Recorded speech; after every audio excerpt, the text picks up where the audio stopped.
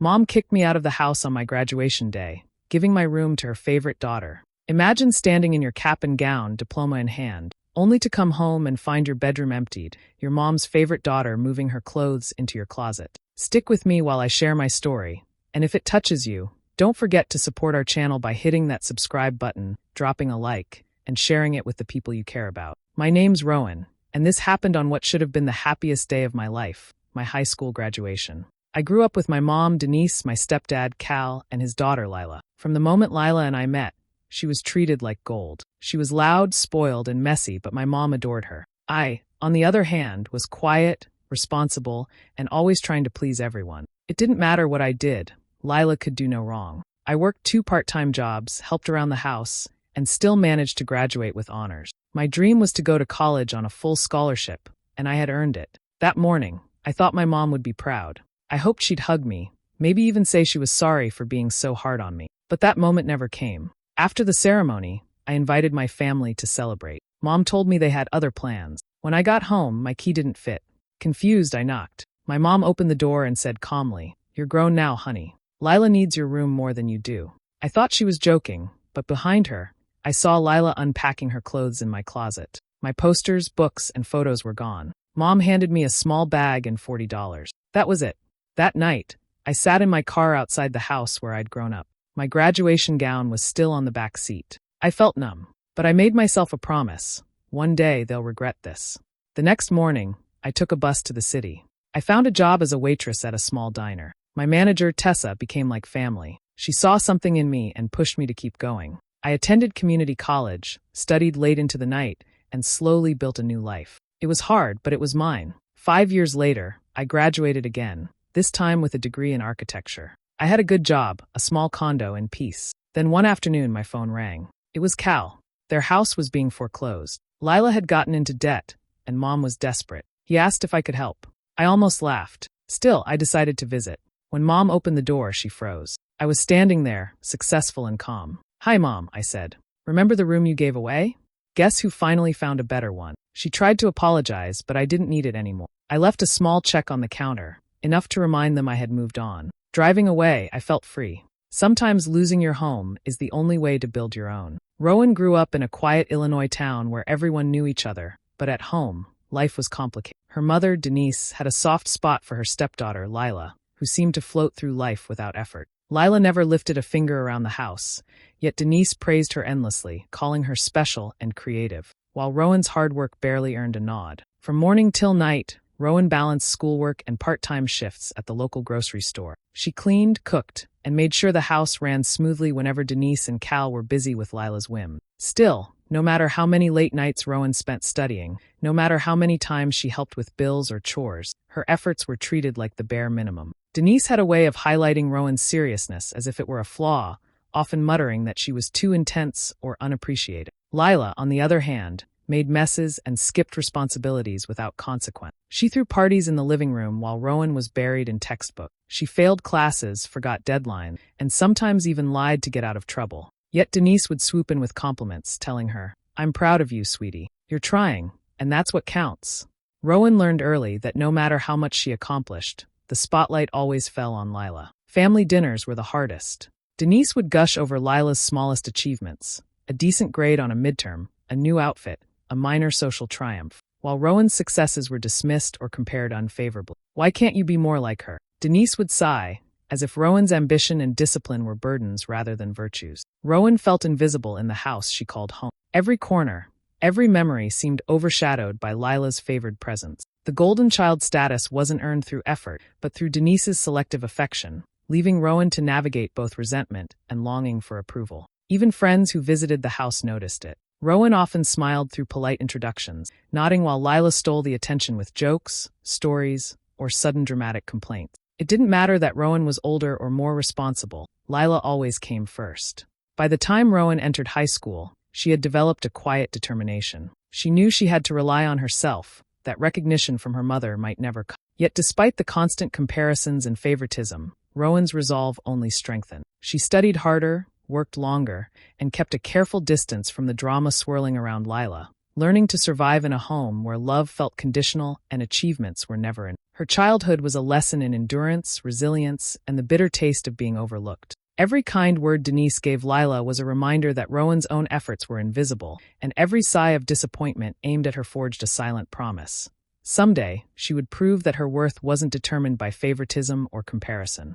Rowan could hardly contain her excitement that morning. Years of juggling late-night study sessions and exhausting shifts had finally paid off. She was heading to college with a full scholarship. The sun felt brighter, the air lighter, and for a brief moment, she allowed herself to believe her hard work would finally be acknowledged. After the ceremony, she imagined celebrating with her family. She pictured Denise clapping proudly, giving a rare smile of approval, and even Lila showing a flicker of genuine admiration. But when she called to confirm dinner plans, her mother's voice was casual, almost dismissive. "Sorry, honey, we're busy tonight. Maybe another time," Denise said. Rowan forced a smile, trying not to let disappointment creep in. When she arrived home, the joy of the day evaporated instantly. Her house, the place that had always felt like a battlefield of expectations, now felt unwelcoming in a way she hadn't experienced before. She fumbled with her key, confused when it refused to turn. She knocked lightly, hoping it was a misunderstanding. The door swung open to reveal Denise standing there, composed, almost serene, with an unfamiliar lightness in her eyes. Rowan froze as she processed the sight. Lila's belongings were already being arranged in her room, drawers half full, posters displaced, her personal items shoved aside. Denise's smile was tight, measured, and unsettling. "You're grown now, honey," Denise said smoothly. "Lila needs your room more than you do." The words hit Rowan like a punch she hadn't expected. Her stomach sank, and a cold numbness spread through her limbs. She opened her mouth, searching for a reply, but no words came. She had imagined many scenarios that day, all of them hopeful. None of them included being evicted from her own room by the person who was supposed to love her unconditionally. Rowan looked at Lila, who didn't even seem aware of the gravity of the moment, humming casually as she stacked clothes and arranged shoes. The casual entitlement in Lila's movements made Rowan's chest tighten further. The person who had received endless praise for doing nothing was now literally taking over the space Rowan had inhabited for years. Her diploma bag still hung over her shoulder, a heavy reminder of her accomplishments. She realized bitterly that her achievements meant nothing in this household. They were invisible, overshadowed by favoritism. Standing there on the porch, Rowan felt a mixture of disbelief and anger. The excitement that had carried her through the day was gone, replaced by a sharp, cold clarity. This was a turning point. The sting of betrayal was raw, but somewhere underneath, a quiet determination began to form. She may have lost her room, but Rowan knew she wouldn't lose herself. Rowan clutched her diploma tightly, the leather strap of her duffel bag digging into her shoulder as she stared at the porch.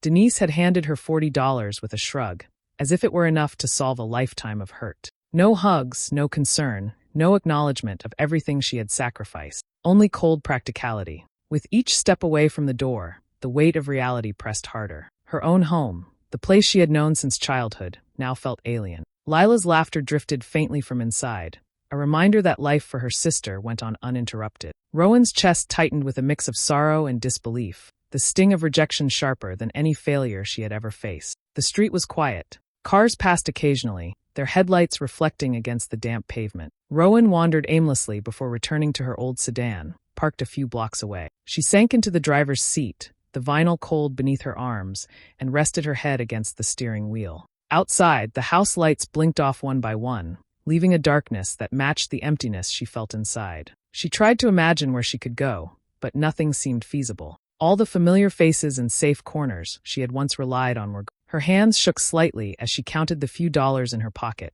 realizing the reality of having no place to sleep. Hunger, exhaustion, and loneliness pressed down, but she refused to let tears fall. Instead, Rowan drew in a shaky breath and stared at the ceiling of the car, the quiet hum of the city around her. The betrayal was sharp, raw, unforgettable. It burned through her like fire, a pain she knew would linger. But as she gripped her diploma and looked out at the home that had turned against her, a resolve began to form. She whispered to herself, words barely audible over the night wind. One day they'll regret this.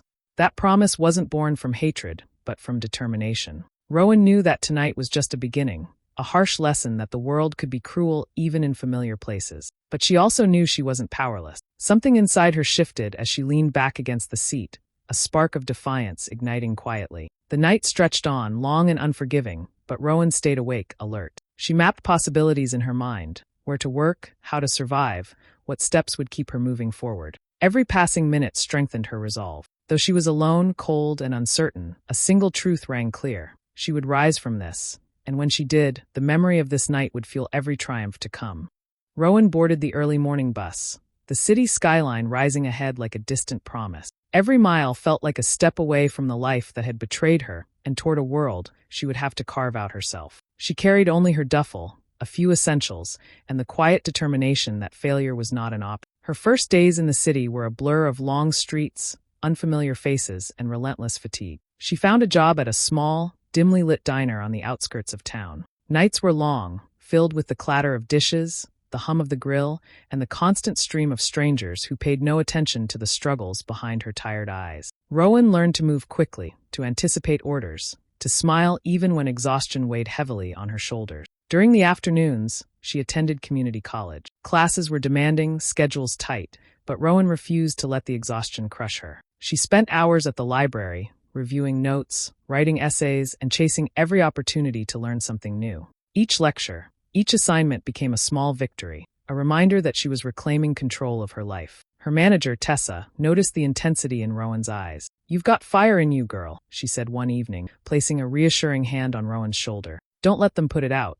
The words were simple but powerful, and Rowan carried them like a shield against the doubts that sometimes crept in. Tessa became more than a boss. She became a mentor, guiding Rowan through the maze of responsibilities, teaching her how to balance work and study, and reminding her that perseverance often outweighed talent alone. Slowly, Rowan began to build a foundation. Every tip she earned went straight into a small savings jar, each dollar carefully accounted for. Nights she spent cleaning tables and refilling coffee were matched by afternoons in lecture halls, absorbing knowledge and skills that would serve her future. She refused to allow herself the luxury of despair, channeling every disappointment from her past into fuel for progress. Days turned into months and months into years. Rowan's progress was quiet but undeniable. She lived frugally, made tough choices, and celebrated small wins privately. A paycheck that covered rent, a perfect exam grade, a shift completed without complaint. Meanwhile, her family never reached out.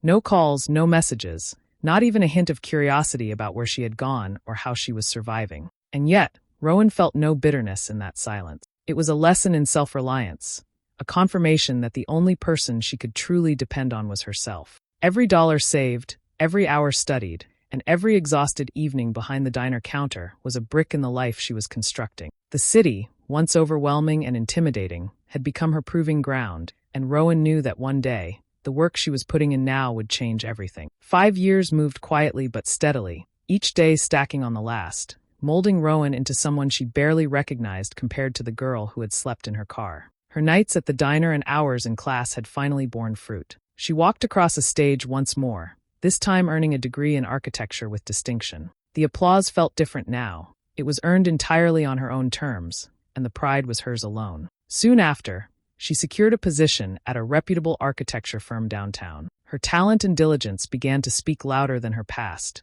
earning her recognition among colleagues and clients. Rowan's designs were praised for their precision and creativity, and slowly, her name began to carry weight. It was a quiet power, one built from years of relentless effort rather than favoritism or shortcuts.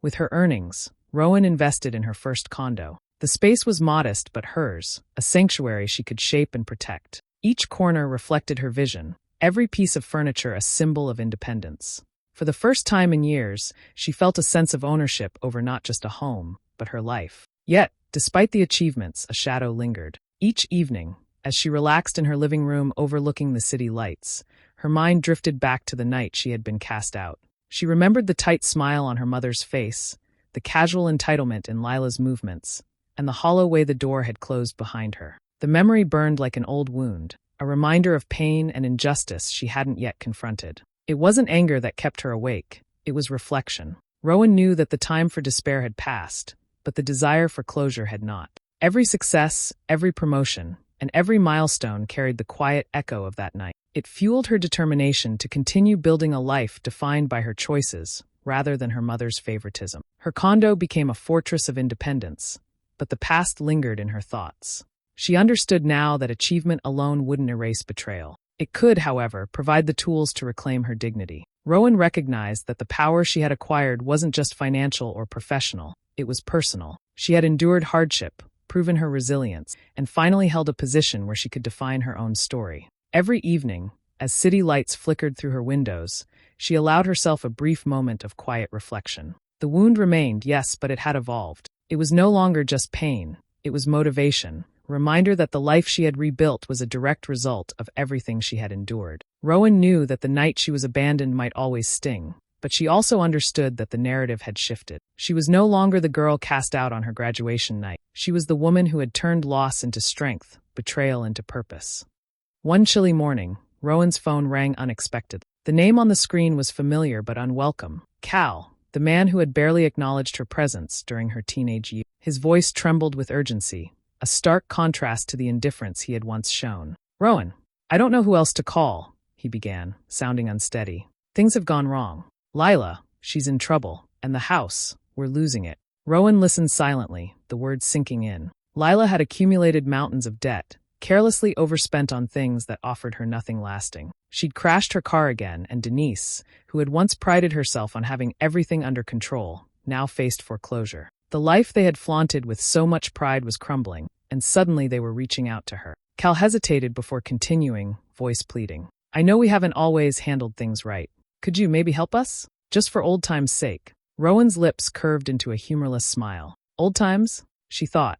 "The times when I was tossed out with nothing, treated like I didn't exist, while Lila got everything handed to her." The irony was suffocating, and for a moment, she almost laughed aloud. She remembered the countless nights she had spent struggling, scraping together rent, meals, and basic necessities while her family remained untouched by consequences. She recalled the sharp sting of betrayal on her graduation night, the crushing sensation of being abandoned in the very place that should have been her sanctuary. Hearing Cal's urgent request, Rowan realized how dramatically the tables had turned. The golden life her stepfamily had relied upon had collapsed under its own carelessness and privilege. For once, the roles were reversed.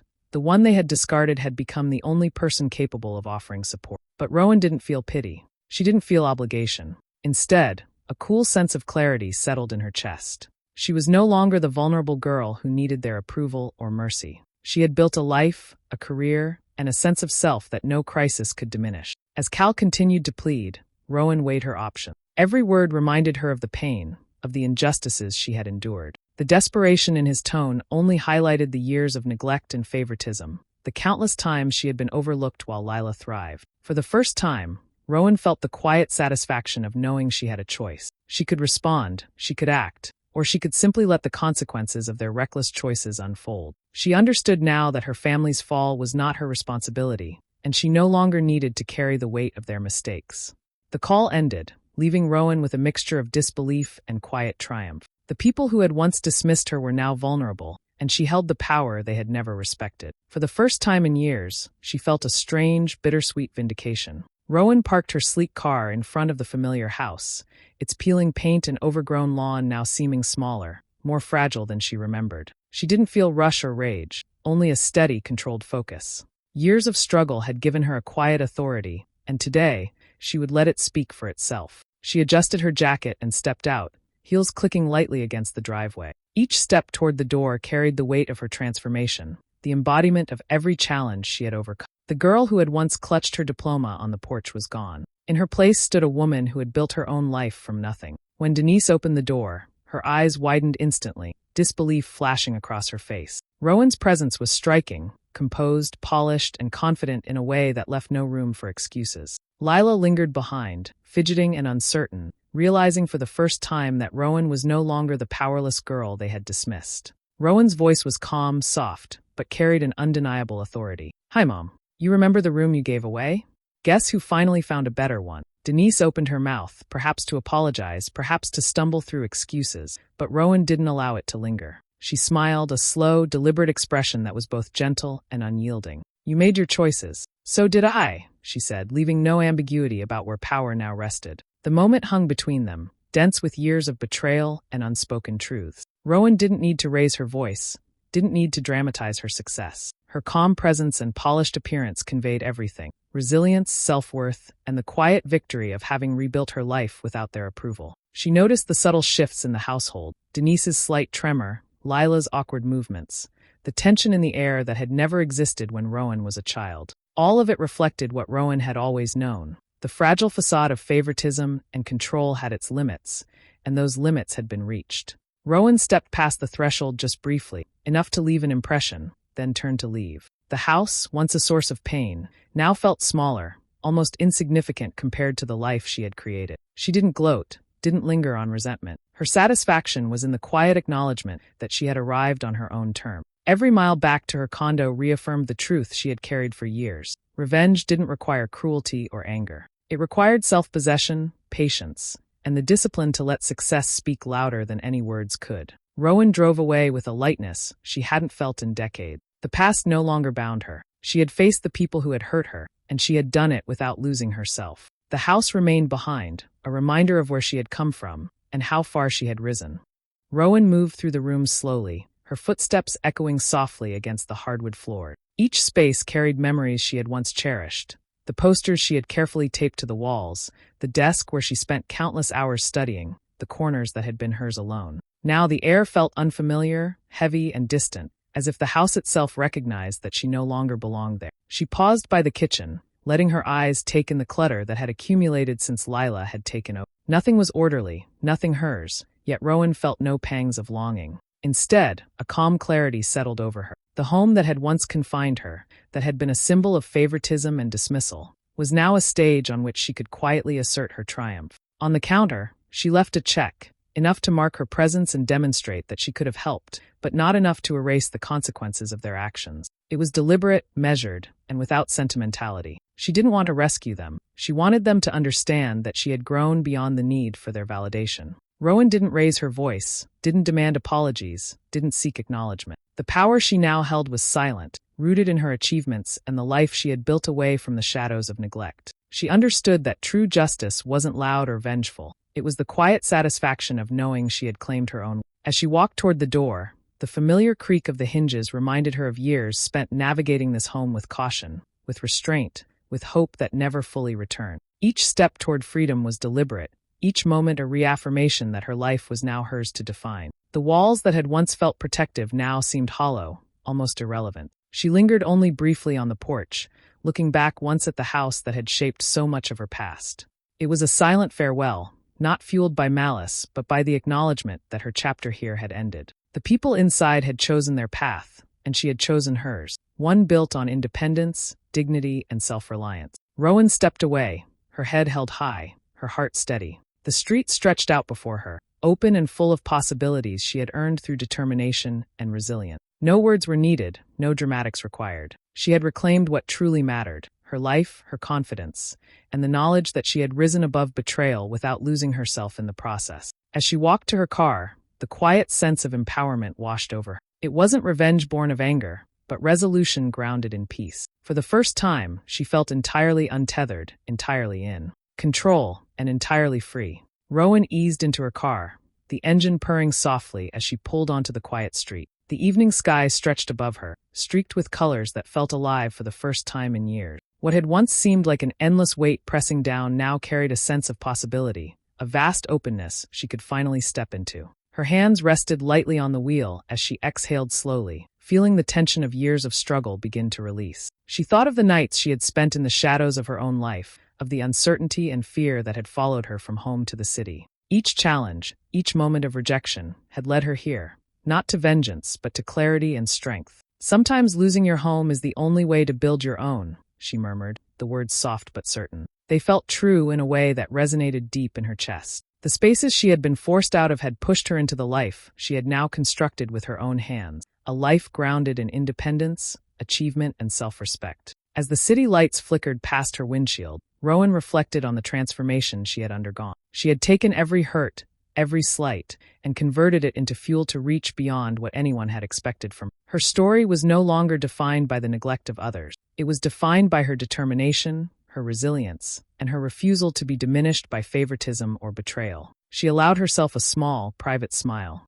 The person she had become was far more than the girl they had dismissed. Each mile she drove symbolized distance not just from the house she had left behind, but from the limitations they had tried to impose on her. She was no longer tethered to their judgments or their narrow expectations. Rowan's heart felt light yet grounded, carrying the satisfaction of quiet victory. She understood that her success wasn't a punishment for anyone, but a testament to her own perseverance. The life she had built was a direct answer to every doubt, every comparison, every moment they had undervalued her. Looking ahead at the open road, she felt a profound sense of autonomy. No longer defined by their choices, no longer constrained by their favoritism, Rowan embraced the freedom she had earned. Her story wasn't about settling scores or seeking revenge. It was about becoming the person they had claimed she could never be. And as the skyline shimmered in the distance, Rowan realized the truth she had carried with her all along. Triumph didn't come from hurting others, but from rising, steadfast and unshaken, into the life she was always meant to live. Do you think I made the right choice by walking away,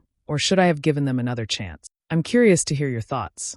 If you want more stories like mine, subscribe and hit the notification bell.